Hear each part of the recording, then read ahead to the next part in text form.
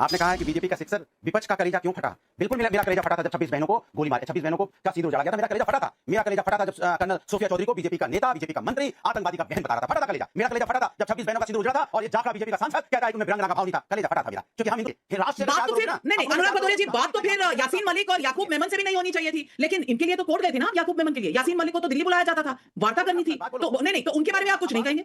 दिक्कत ये मेरी बात होने दीजिए।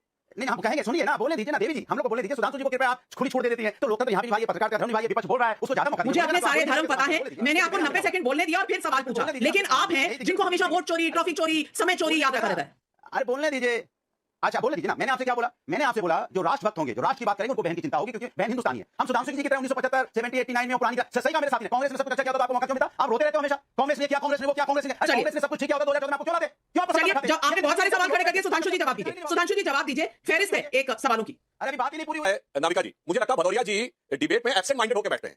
1989, 74, 87 ये विषय हम नहीं लाए थे भदौरिया जी, तहसीन ने ये विषय को उठाया, तब मैंने उसका जवाब दिया। तो ध्यान नहीं देता क्या डिबेट में कि कौन क्या बोल रहा था उसके बाद? और जहां तक आपका कलेजा फटा, मुझे समझ में आता है मेरे भाई, और आपका कलेजा तब नहीं फटता था जब पाकिस्तान के झंडे फहराए जाते थे कश्मीर में। आपका कलेजा तब नहीं फटता था जब पाकिस्तान जिंदाबाद के नारे लगते थे। आपका कलेजा तब नहीं फटा जब कर्नाटक विधानसभा में पाकिस्तान जिंदाबाद के नारे लगे। आपका कलेजा तब नहीं फटता था पाकिस्तान की जीत पे दूसरी तरफ करता था। 80 के दशक में भाई, मैं जिस एशिया कप की बात कर रहा था वो 1984 का एशिया कप था।